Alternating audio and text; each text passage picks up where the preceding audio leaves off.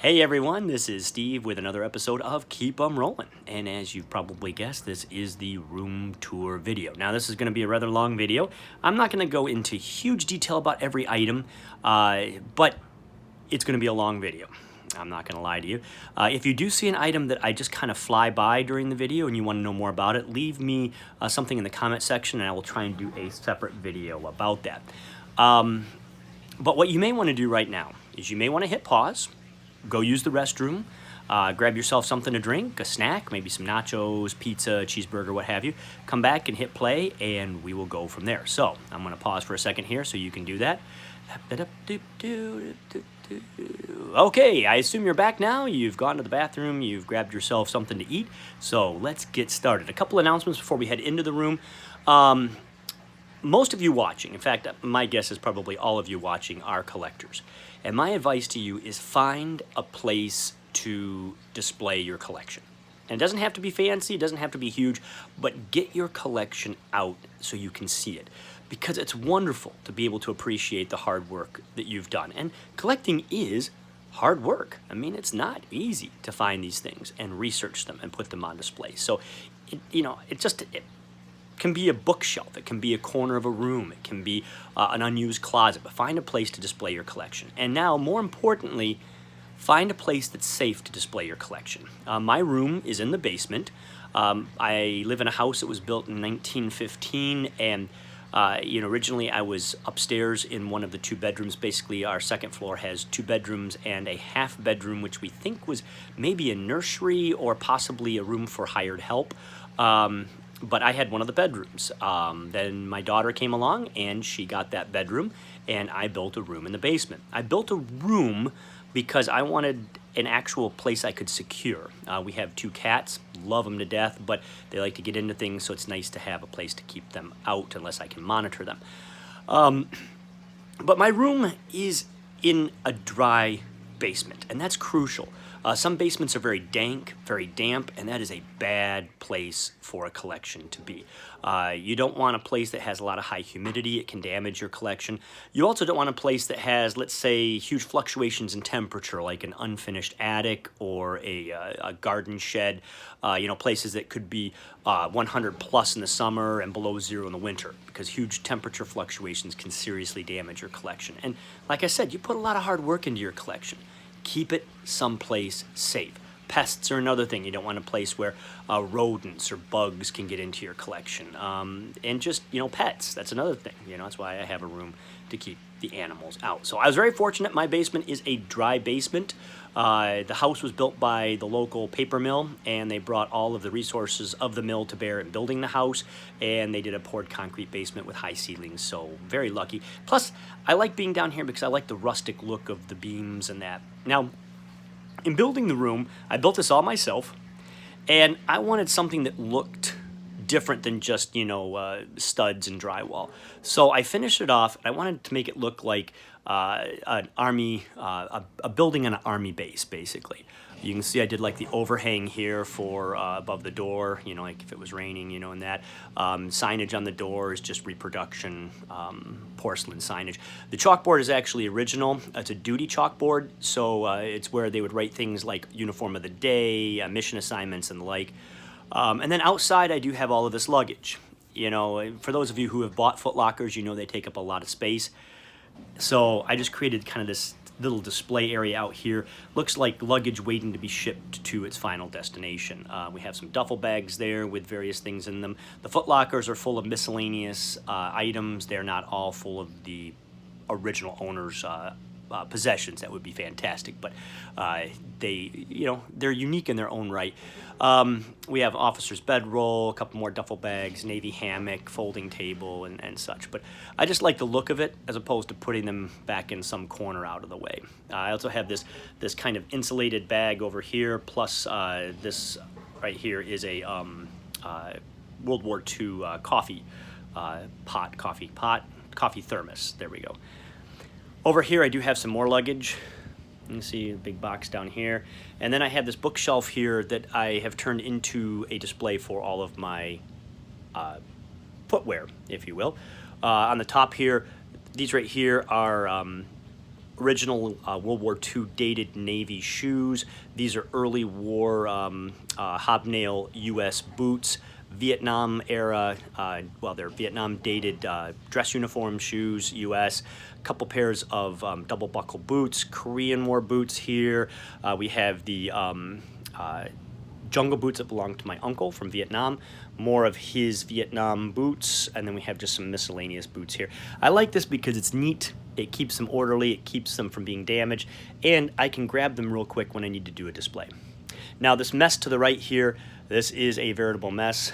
This is, I'm going through right now and sorting out all of my paperwork, photographs, documents, letters, and I'm going to be using this cubby hole to, or this kind of cubby shelf to sort the paperwork and that, and I've already got a start on it. Boy, this is why, ladies and gentlemen, I have really reduced my collecting of paper items because, man, they can bury you. So, all right, let's head into the room. I have my handy flashlight here that will help me, because my room is a little bit on the dark side, so help me highlight things. So let's progress onward here. This cabinet right here is a bookshelf that holds all of my Civil War books. I've really pared down on my books. I've gone through and got it down to where it's just my favorite of favorites. There are a lot of books that I read that are good, but I'll never reread, so I got rid of those. I do have a few things on top here. This box, I love it. It's a World War II Lucky Strike box. This is where all the cartons would have been shipped in. It's World War II dated. Just a neat find, but very hard to find a place to display. So I use it a lot when I go out into the public for displays, but for here it just stays on top of the bookshelf out of the way so it doesn't get damaged. And then this little display case here, let's see if I can get my flashlight to work. You can see in here, I inherited some O-scale trains, so I have them all on display here in this display case. And, you know, at some point in the future I may have a layout, I don't know, but I've got all these nice O-scale trains here. All right, on that note, into the room. So, as I said, multi-panel door. I picked this door out of a vintage shop because I wanted something that had the glass panels. I liked that they were frosted, and something that could allow the light from this area to filter in and then light from there to filter out. So here we go.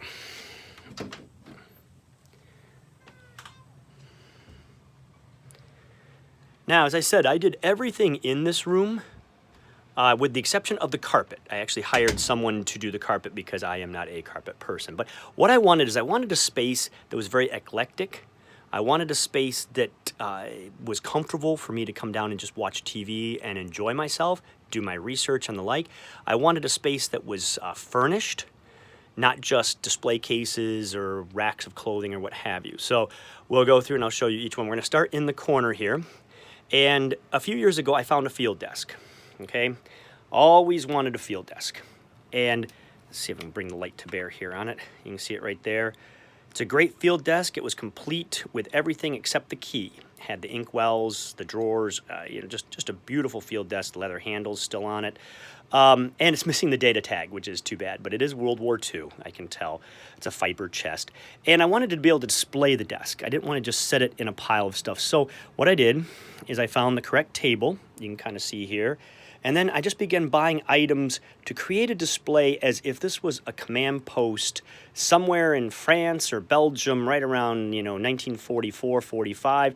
And I wanted it to be as if the soldier that was working here had just gotten up and walked away as we walked in. So I wanted everything laid out as if it was being used. So if we start over here, you can see some of the equipment the soldier took off. We have the GP bag, we have a canteen out, we have the field phone here, ready to be used. Down here we have some miscellaneous equipment. We've got his gloves he's taken off, shoulder holster here. We've got some miscellaneous, you know, web belt and that. We've got his rifle, M1 carbine right here waiting to be put back into action. And it's all sitting on top of a World War II Mermite can, the round Mermite can. These things are hard to find. And I have two of them that are complete with all the inserts. I'll do a video on those at some point. Underneath, we have some miscellaneous ammo chests. We have a German helmet that the GI is using for a trash receptacle. He's got some K-ration boxes there that he's thrown away into the helmet. We have the correct folding canvas chair here. On the back is a sweater that he's taken off because it's nice and warm inside here. We've got his shovel. We've got a map of Germany over here. Underneath it is a map case. Let me move that off so you can see the map case there with inserts. You've got his helmet here that he's taken off, rested on top of a water bucket with his a petrol can there underneath.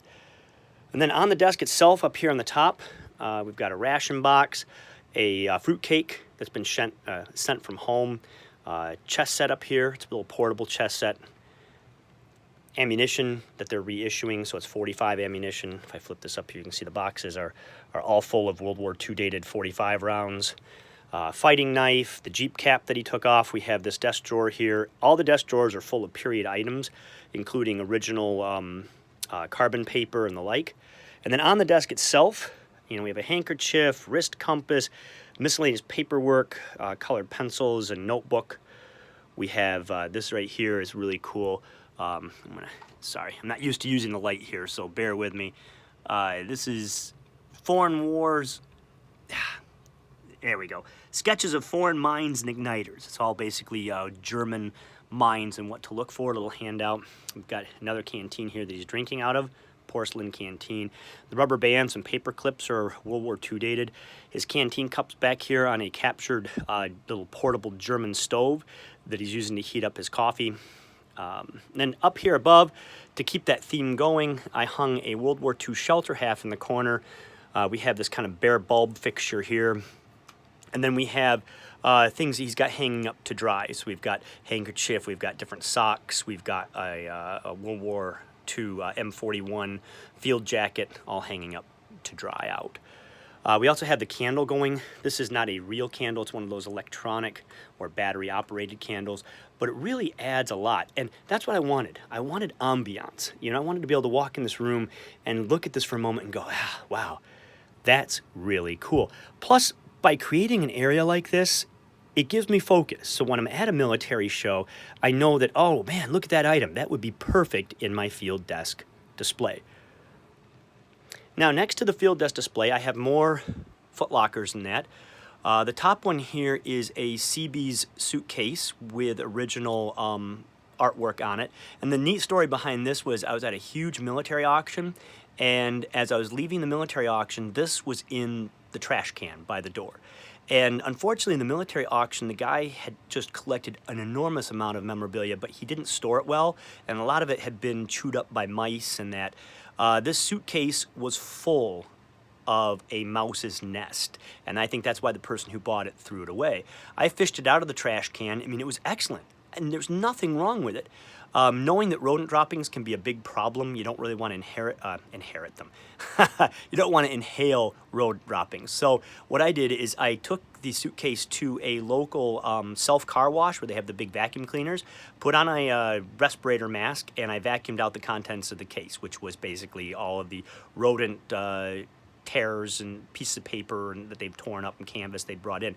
The interesting thing is they brought everything into this suitcase. They didn't tear up the suitcase itself. It was in perfect shape. So after cleaning it up, what a fantastic display item. And normally I probably would have just walked by it, but being the fact that it was stenciled with this wonderful CB's artwork, I could not let that go into the trash. So it is empty, but it's a great display piece. The suitcase below it there, I have that is full of the gentleman's uniforms and that. He's an interesting guy who was on Iwo Jima with the Air Force just after the island fell, coordinating the B-29 effort there.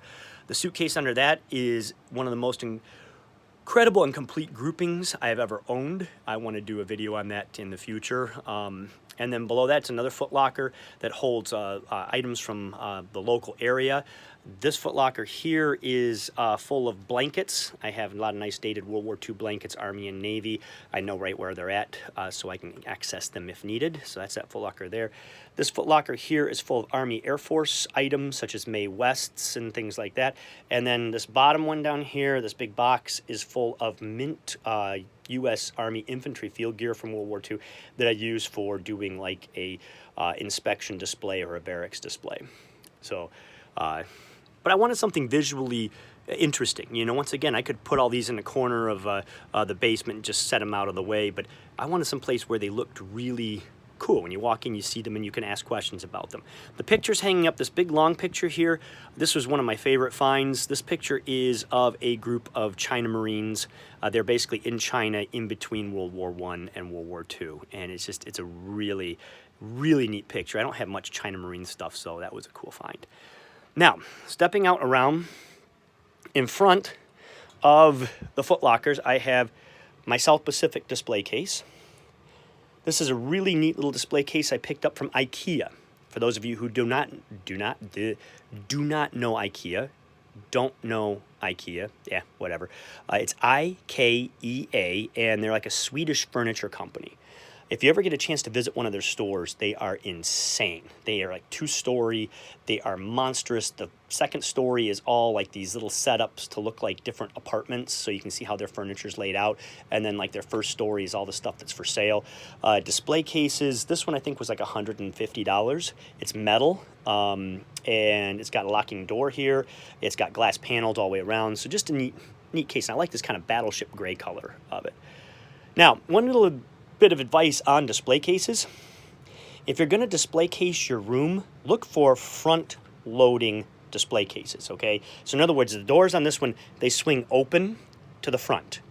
A lot of the display cases you see for sale, for instance, if like Sears in my town just went out of business and they were selling all their jewelry display cases, and they're cool display cases, but they're huge and they're rear loading.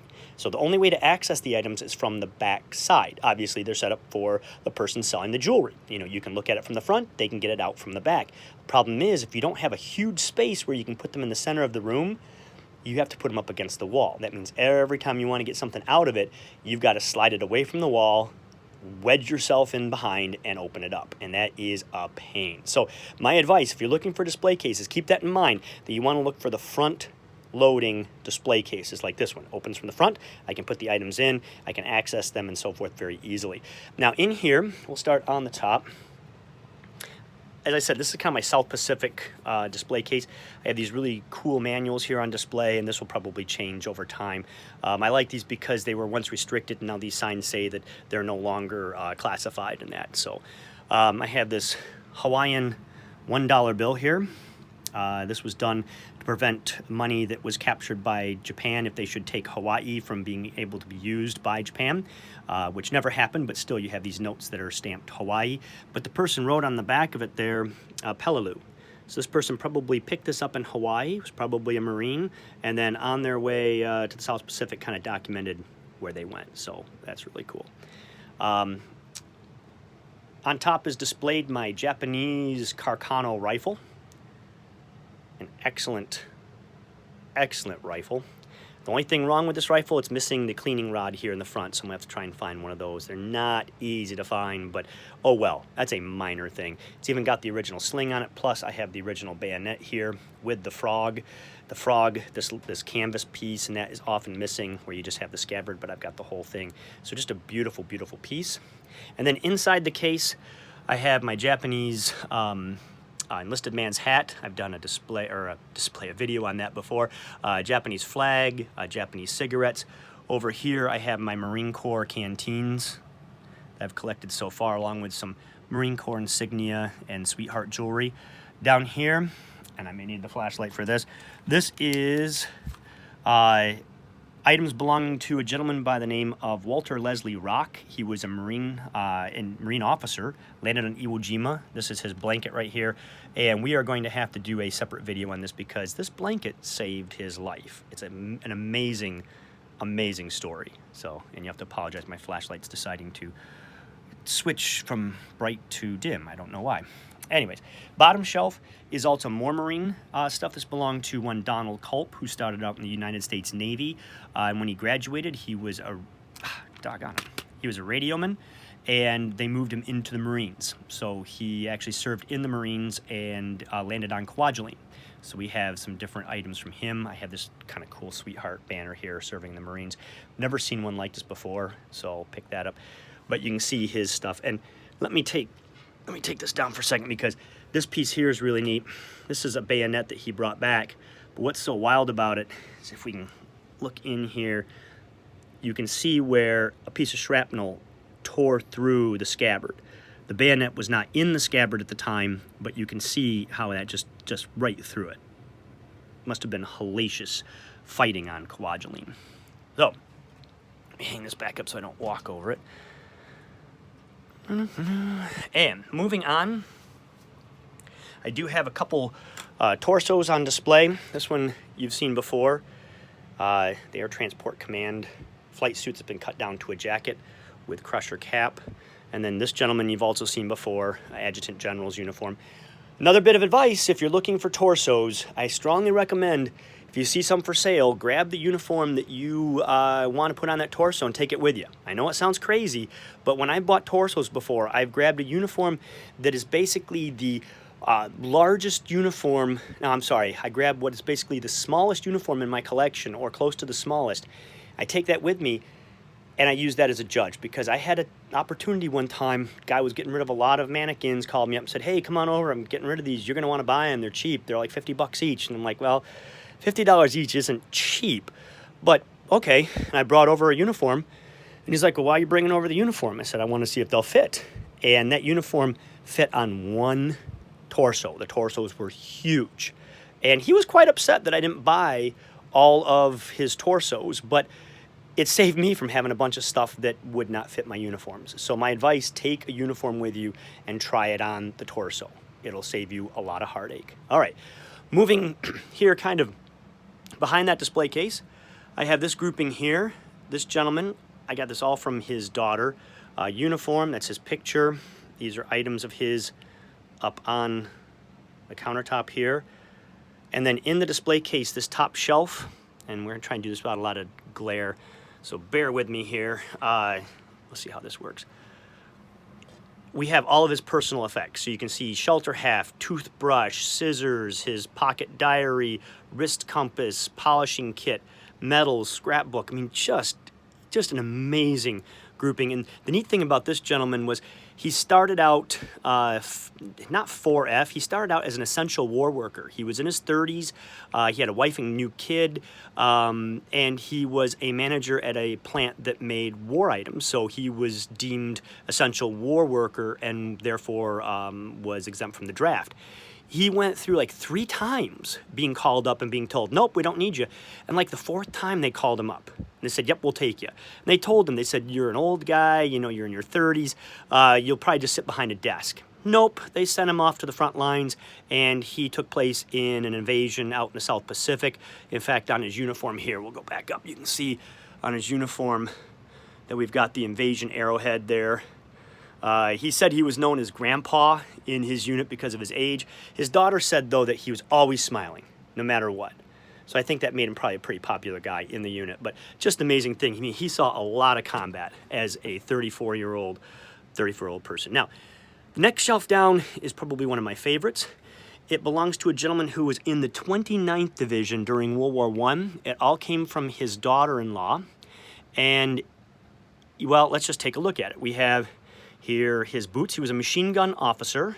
These are his actual World War I boots and his machine gun gloves. In fact, we're going to try and slide this so we don't get that darn blur on it. So, boots and gloves. You can see the holster there. And then, of course, your eyes have probably already caught this right here.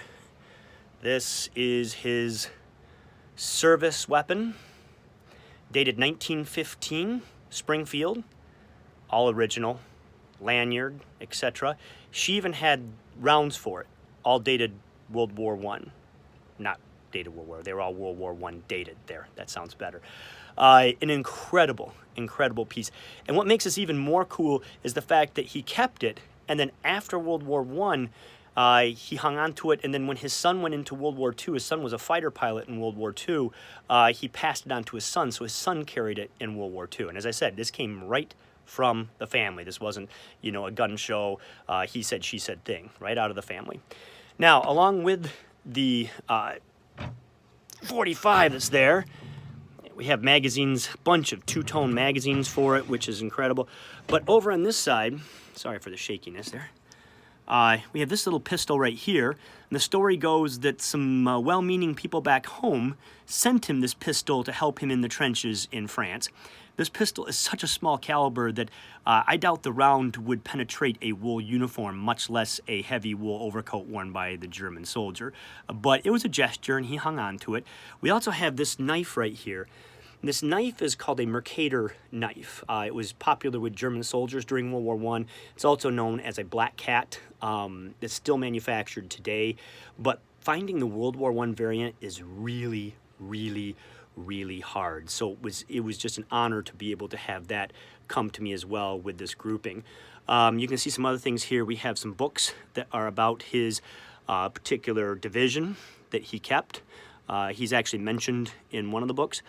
Pistol belt, bolo knife, we have a mess kit back there, cleaning stuff for the 45, and that's just an amazing, amazing grouping. Now, the third shelf, this is all World War II officer items, just random. We have in the back there we have the pistol belt in mint condition, the 45 pouch, we have the canteen, a fighting knife, we have the plastic bag for the 45 for beach landings, we have a Carlisle pouch, we have this helmet right here. The lighting is not doing this justice, and I'll have to do a separate video. This is just the shell, but it is a Schluter front seam, just in unissued condition. It is absolutely brilliant.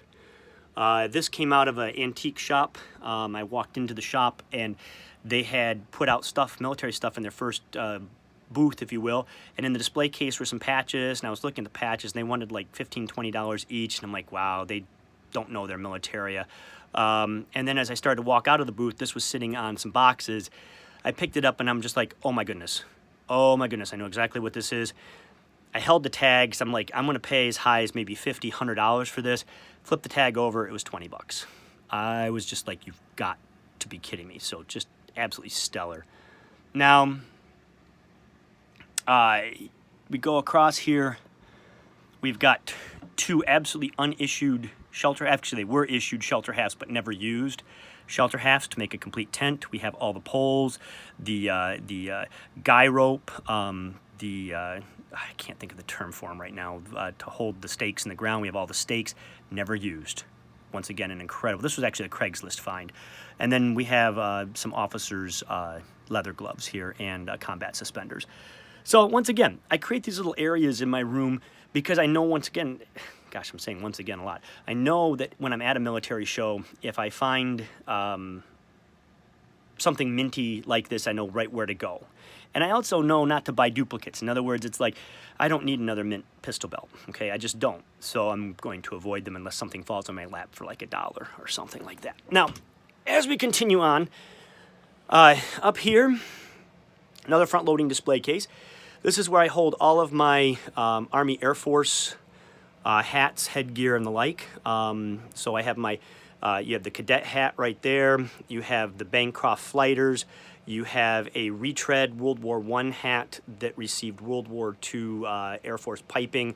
You have a transitional hat here that's the blue with the brown for, you know, transitioning from the old Army Air Force to the new Army Air Force.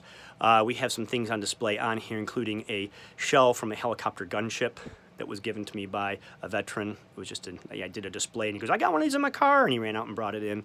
Said, you know, I was one that I fired. And I was like, oh, that's kind of cool. Thanks. I appreciate that.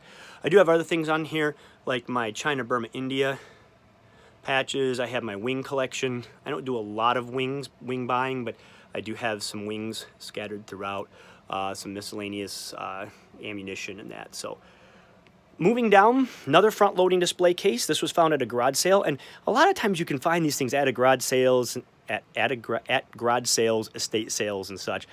This one holds two groupings, both Army Air Force, fairly complete. This gentleman was anti-aircraft. They both served in Europe. Neat, complete groupings, complete with hats, and I actually have the overcoats for both of these in my storage room. And then, as we back out, just to give you an idea of the furniture, You know, I have a Victrola here. This is actually a wind-up Victrola because I have a lot of World War II 78 records. So I can open this up and play the records. It's fully functional, and it's just a neat-looking piece. It's probably 1930s era, but it goes well. I'll light up a little bit here. It goes well in the room. And then next to it, I have a theater seat. Always wanted a theater seat. This one, the person took it out of a theater. They put the legs here on the or the feet on the bottom, so it's self-standing. And then the neat thing is I can flip it up for more space. And then if guests come over, we can flip it down and they have a place to sit. Also here on the bottom is the original hat rack. So you'd slide your hat in there when you went to sit down, so your hat was out of your way. Now on top of the Victrola, you can see that I have what's called a pull down. This is not a flag. It's simply almost like patriotic bunting that would hang on the side of a door. So that's kind of highlighting this uniform. This is the Tropical Whites, pre-World War II. This one I have the hat, the shirt, the tie, the jacket, the pants, the belt.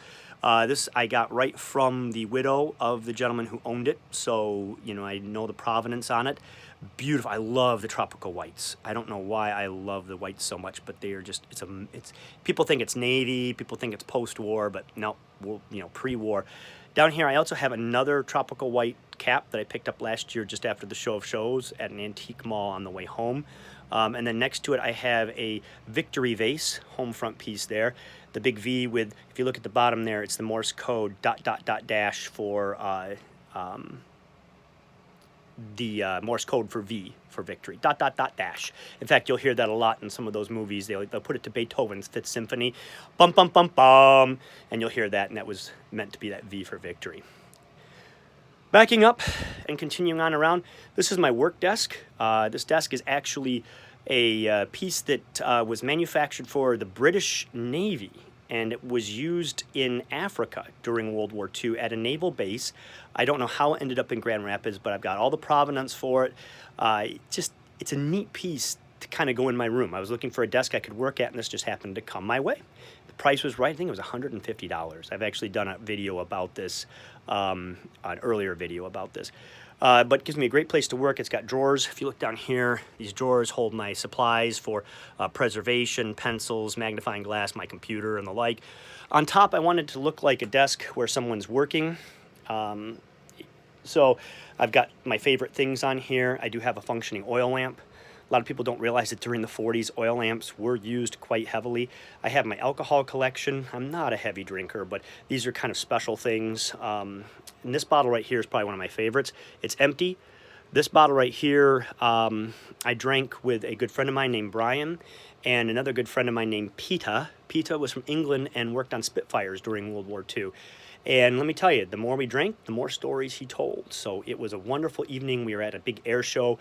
We were actually camped out on the airfield, and just listening to him talk was amazing. I think I'll share this story. I didn't want to get into stories too much, but we were camped there, and Peter was camping with us. And he asked that evening we were going to go to this kind of meet and greet type of thing, and he wanted to shave. And he'd brought a razor, but he asked if any of us had shaving cream that we could loan him so he could shave real quick. You know, Peter being a World War II veteran, you know, it's all about your appearance. You want to look clean and crisp. So I gave him my Gillette shaving gel. Now, Peter had never used shaving gel. He'd used shaving cream. And for those of you who have used shaving gel, you know you put a little bit in your hands, you rub it into your face, and it foams up. What Peter did is he took the shaving gel, and instead of putting it into his hands, rubbing it together and putting it on his face, he just sprayed it directly to his face. So after about 30 seconds of that being on his face, it foamed up, covering his face completely. I mean, we couldn't see his eyes, we couldn't see his mouth. And the funny thing is, my friend Brian and I, we were over in another part getting ready, and we're getting dressed, and we hear Peter, and Peter's like, "Oh my goodness, oh, help, someone help me, I can't see, I can't see." And we come running out of the tent, and he is just covered, his whole face in foam. And of course, Brian and I, just being the good friends we are, start laughing. I mean, we are on the ground. He's like, shut up, it's not funny, it's in my face, my mouth, I can't. And, you know, and we helped him, we got a towel and helped him laugh. So after we were done drinking that bottle, I ended up keeping the bottle, and it serves just a wonderful memory from that time period. So, all Other things on my desk. My room is not all about military. You know, I have my Rick bobblehead here. I have my Star Wars Imperial Comlink that I picked up and that. So I like to have fun things in the room. Now next to the desk, I have my file cabinet. This metal file cabinet holds all my World War I photo cards, paperwork, and that. And then this file cabinet here holds all of my World War II items. You can open up and see I've got all these files in here with photographs and things in them, all cataloged. On top, I've got some Navy items. We have my Talker helmet with the original correct can and earphones all hooked up there. We have a Navy gray officer's cap attributed to a chaplain. And then over here I have a chief's hat. This is actually a post-war hat. It's a World War II hat, a World War II device with that drop end there. Let's zoom in on that. You can see that drop end. But it shouldn't have that blue coffin shape behind it. That is a post-war item. So this hat is just a little bit, probably 46, right around there. I'd like to get an actual Chiefs hat. I think that's one of my show of shows things I'm going to look for. So, but just a place to display my Navy items. Now, let me grab the flashlight here because the next thing we're going to do is we're going to come over here to my World War I corner. As I said, I've tried to compartmentalize the room, having areas where I keep a theme. And as you can see, well, there's me in the mirror there. I've hung some mirrors on the wall just to give it a little more depth. On here on top, I have my helmet collection. You can see I've got one there with the gas mask. It's a wonderful gas mask. It's so flexible, so I was able to put it onto the glass head. This one here with the it's not balaclava. Balaclava, yeah, not baklava. Baklava is a dessert, so balaclava. And then down here, another helmet. All my helmets are complete. They have the chin straps, they have the liners, they have the tags in them and so forth and so on. Here in the front, we have a World War I enlisted man's visor hat. Behind are my World War I manuals in that box there. Have little things like the compass right here. We have down here the little trench lantern. The rifle on display is a model 1917 Enfield, US, with the correct bayonet. Interesting thing is the bayonet, though, is in a British scabbard, which is kind of unusual. And then, as we go down into the case, in the case, I decided to put everything that a doughboy would have carried in their pack. Okay, I wanted to have kind of the complete collection. So, as you look through here, and it's a little hard with the glare, this is a rear loading display case. I mean, it's a beautiful, beautiful wood display case, but it's a rear loader. So I had to sacrifice the looks for accessibility, plus the glare. So in here I have like the cartridge belt, the first aid pouch with the correct insert. I have the condiment can, the mess kit with the correct silverware. I have dated blankets, a dated pillow, various personal items, belt, watch, a Bible, booklets, shaving kit, pipe, matches. We have the M20, it's not the M1910 field pack. There's actually two of them in there. One has a blanket rolled in it, and then I have a complete one behind it with the pack tail, overseas cap, T-handle shovel. Back here we have the canteen, gas mask, and then we have a bread tin and the meat can pouch. Also a little cup there, folding cup. The bread tin is the most difficult thing to find. This is the bread ration. He should have two, and I'd love to find a second one, but when they come up for sale, they're like $200 to $300. And that's just, I'm just not gonna pay that much to complete it out. Having one, I got a really good deal on the one, so we're just gonna leave it as that for now. But that was the goal here. And once again, having this shelf, if I'm at a show, this gives me the opportunity to, if I'm looking for, or if I find another piece of item or kit to go with the World War I display, I know right where it's gonna go. It helps me keep my mind kind of straight, if you will. On this lower area down here, I have a grouping that belong to a Wagoneer. So it's the kind of summer weight uniform. I have the trousers, I have the helmet. The helmet is complete except it's missing the chin strap, and then a horse brush right there. Now, moving on around the perimeter of the room, well, before we go, I do have some Navy items. This is a World War I Navy peacoat and jumper, also a World War I Navy watch cap. And then we have it on a large, really cool ammo can down here, some World War I Blue Jacket manuals, and then a picture. I also try and do signage where I can, describing the items. Now, moving on around the room, this is my storage closet, which we'll go into in a moment. I have my bookshelves. I have 2 bookshelves in my room. The first bookshelf, and here's a little bit of advice. If you're gonna buy a bookshelf, buy a good bookshelf. This is from Souter, which does a lot of very inexpensive furniture, but it's a bookshelf, okay? And you can see that the shelves are very thick. If you buy a cheap bookshelf, what'll happen is your shelves will start to bow. Trust me, I've had that happen where, oh man, $50, I can get a bookshelf, this is great.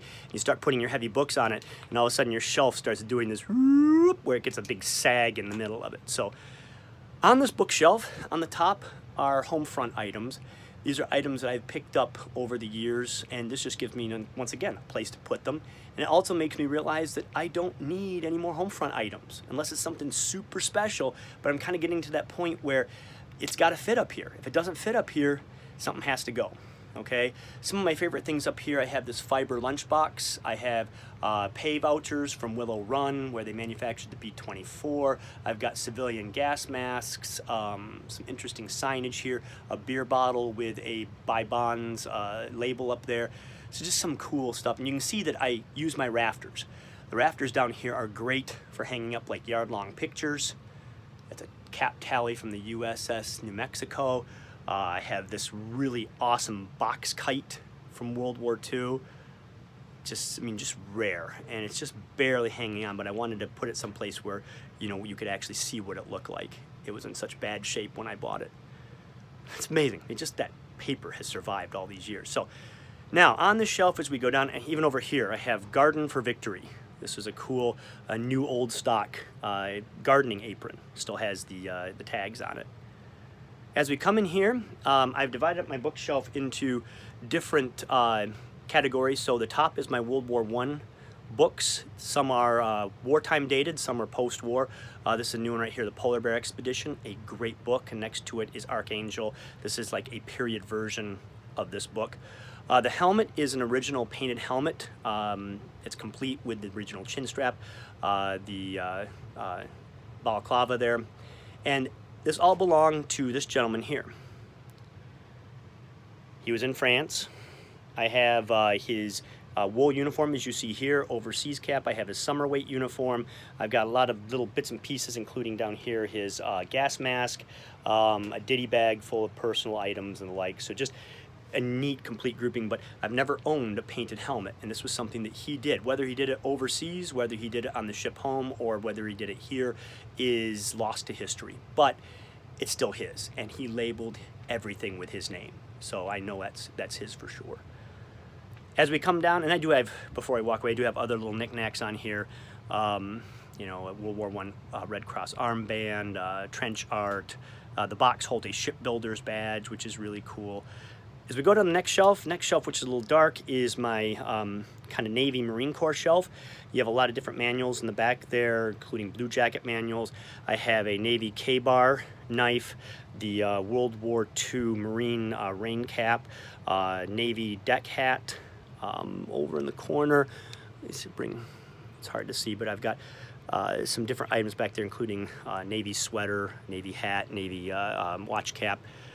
As we come down to this is more Navy and Marine items. These are more modern books here. Another Navy shelf with my lunchbox I did in a video. I love the dog. The dog is a little stuffed dog, but look at what was pinned to it. I mean, isn't that cool? So this probably was given to a young boy or a young girl from Dad who was in the Navy. So, and then he took some of his own insignia and pinned it to the little Navy dog. So I love that.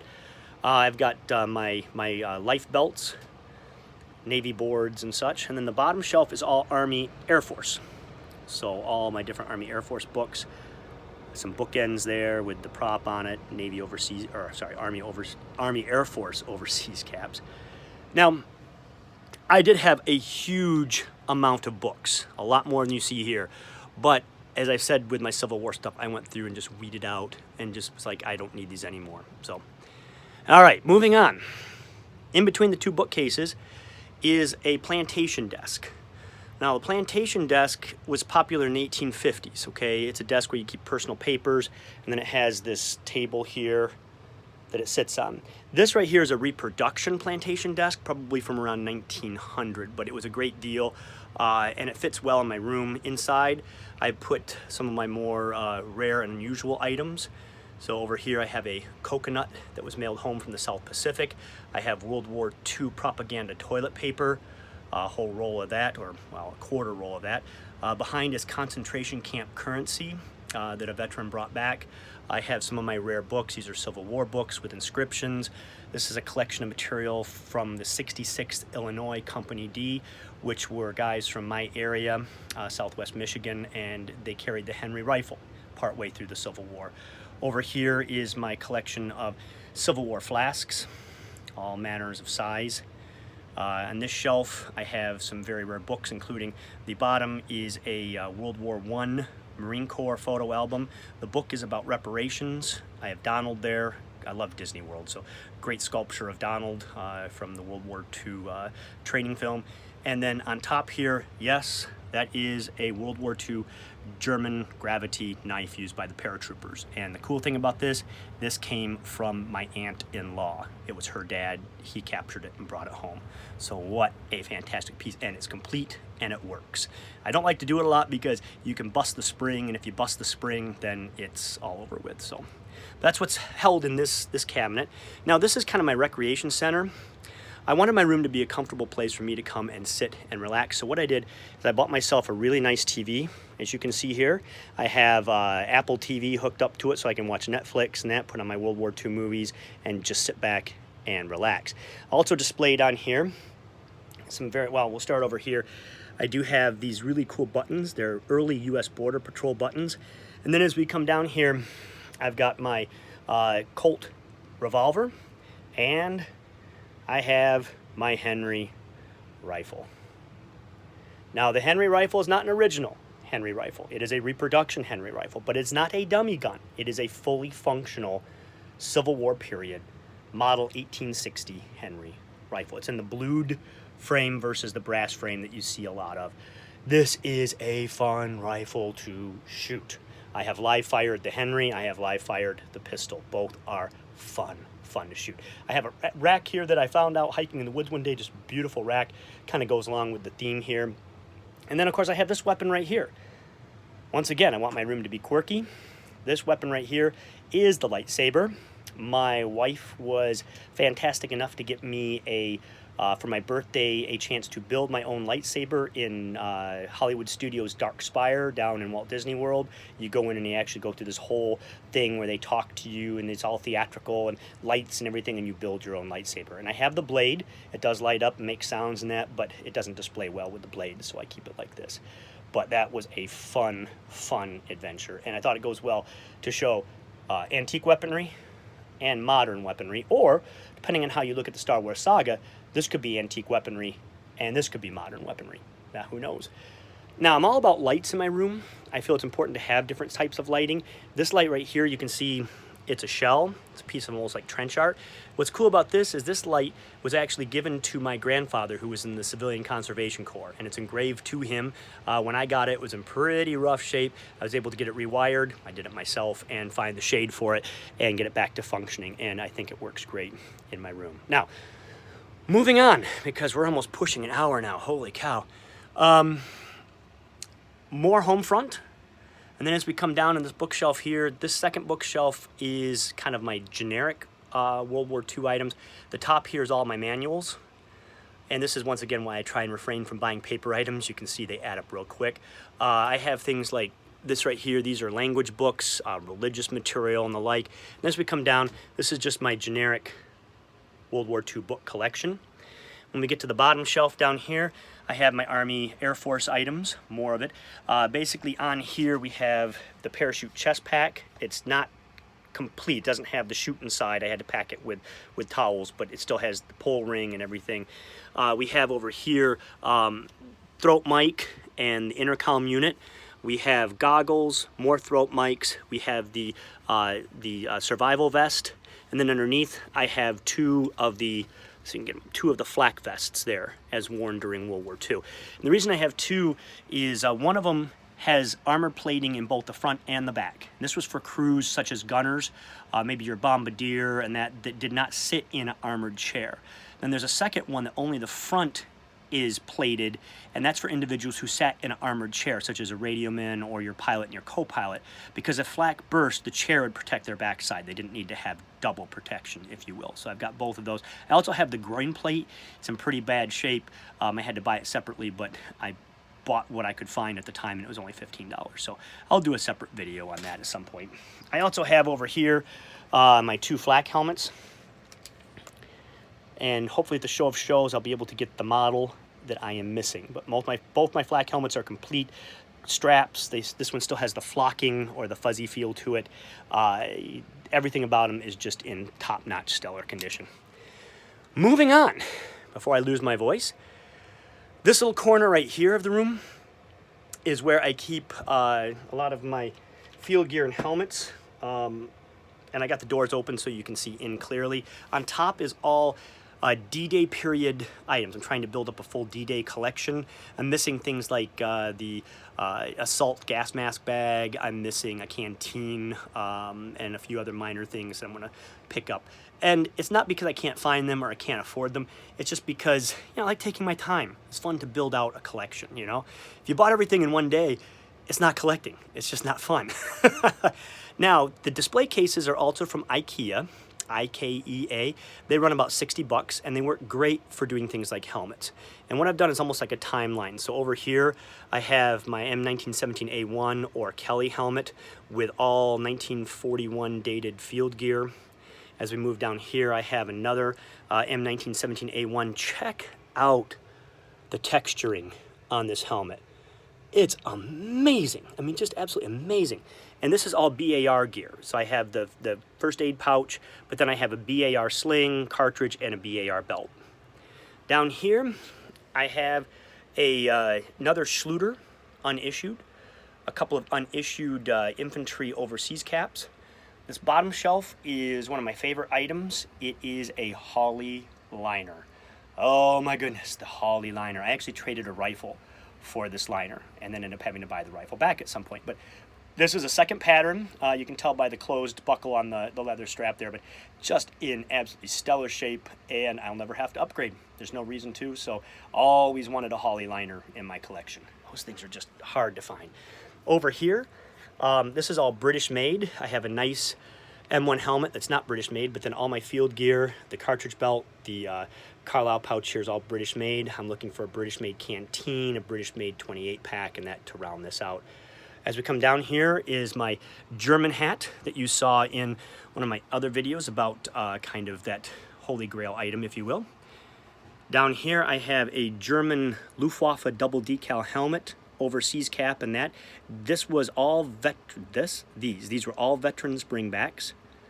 And then finally in this shelf down here, a little dark, I'm sorry, is my Korean War memorabilia, including a Korean War dated cartridge belt, canteen, tent, helmet is a World War II repaint with the Korean War paint and the like. I love these shelves because, with the doors on them, they allow for keeping the dust and crud off your helmets and keeping the things clean. So now, moving on. We have this little display case right here, and this is my metal display case. So this is where I keep all of my metals. I'm not a metal collector, but stuff has come to me over the years. So in here you can see a silver star, bronze star.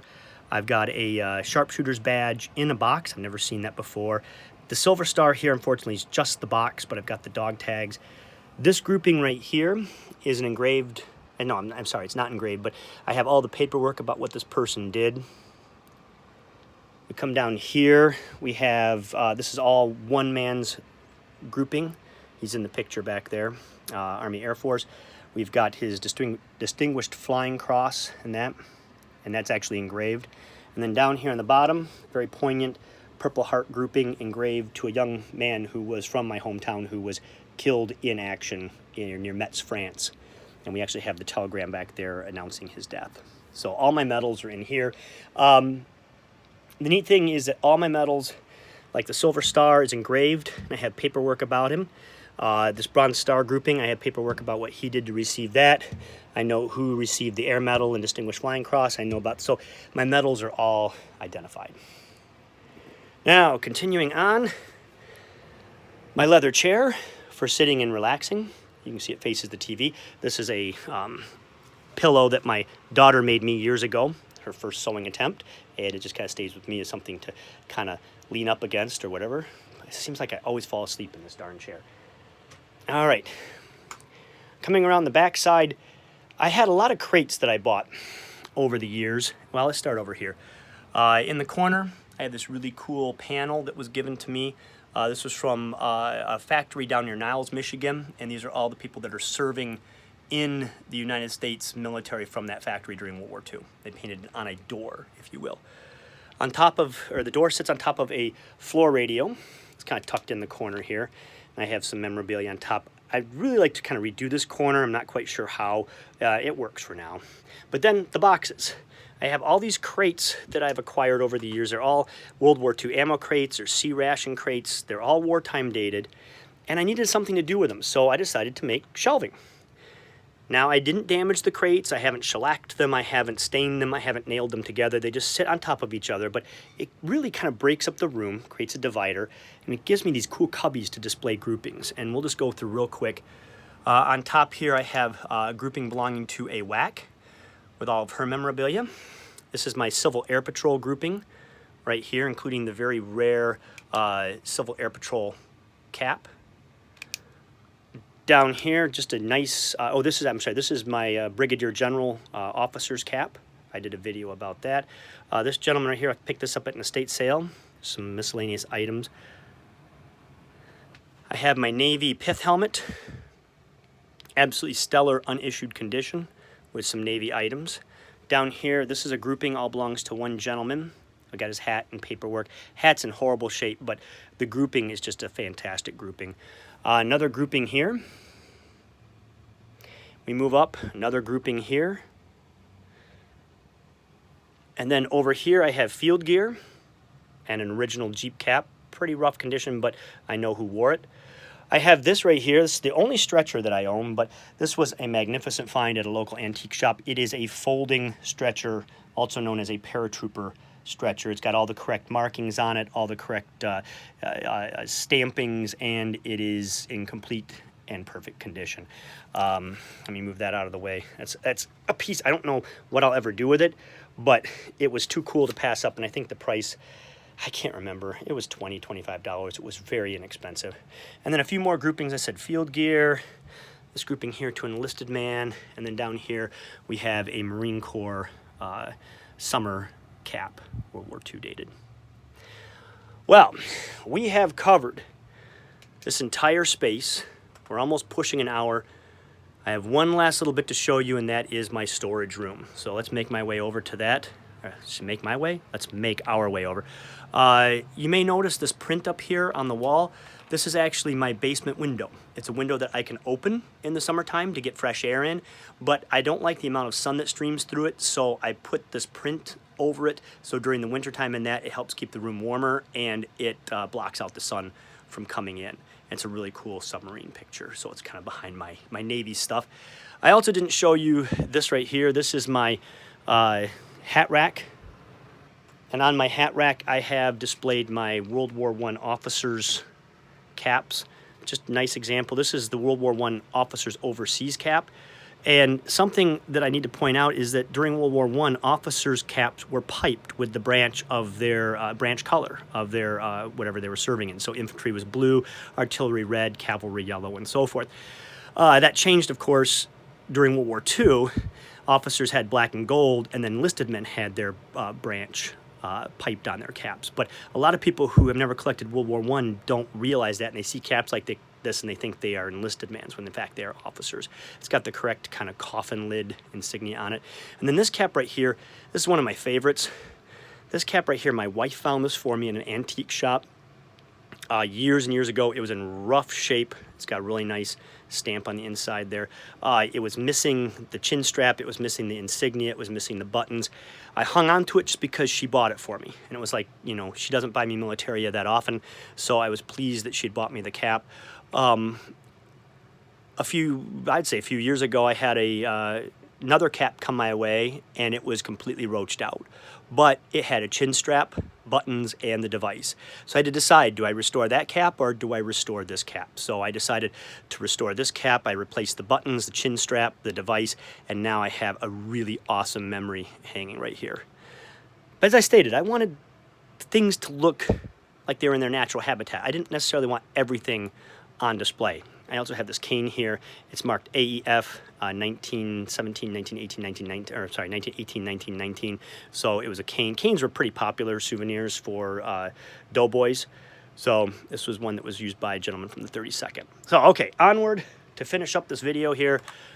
I have the sign above the door, notice authorized personnel only. It's not an old sign, but I thought it fit well with the room. I keep the room locked.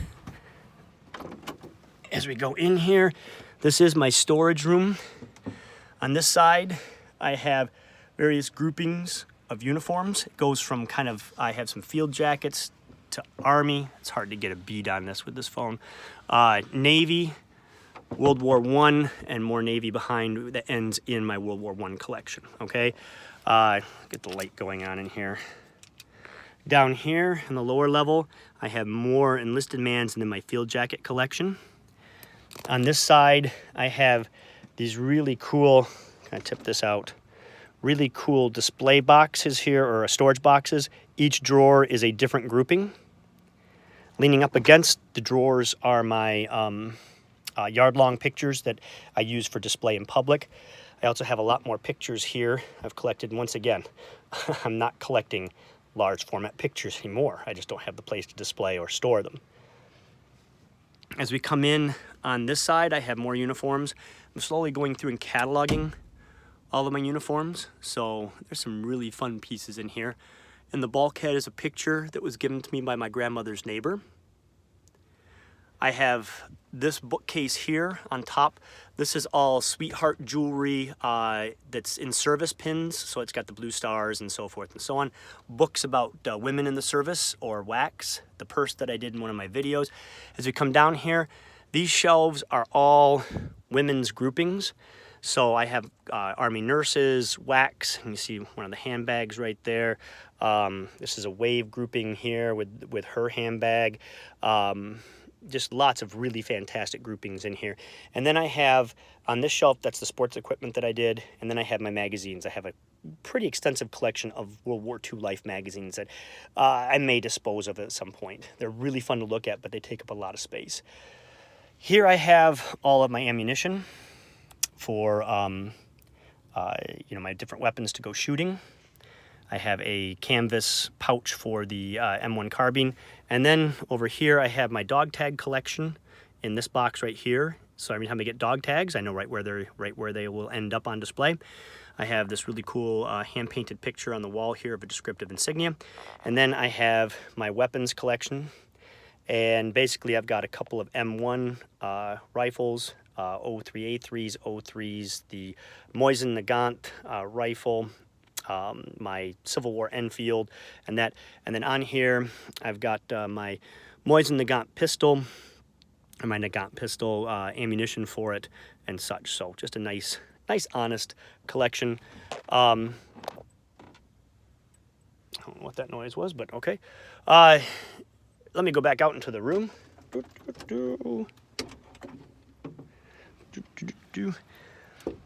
And I've tried to make this space, as I said, comfortable. There's plenty of room to move around, but I wanted to make it for me. I used to do my space for other people, and in doing that, I didn't enjoy it. It was too clinical, it wasn't fun. So all that time I talked about redoing my room, I was doing it to this. I wanted a space I could come into in the wintertime and just relax, hibernate. I'll give you, this is the view from the closet. Let's move over this way here. Kind of give you a cross view.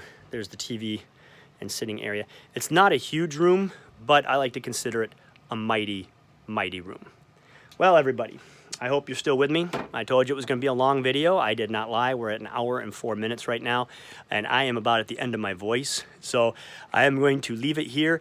If you've seen anything that you'd like me to do a close-up video on, please let me know. Any comments are appreciated. Any, please like, please subscribe if you're not a subscriber. Tell your friends to subscribe. I'd like to keep climbing up and getting more people involved, and do your own video. I'd love to see your rooms. I love sharing mine, but I also love watching other people's room tours as well. Never feel that your room isn't mighty enough to show, okay? Because believe me, even if you have one item, that is awesome. So on that note, once again, Happy New Year, everybody. I hope you all have a great 2020.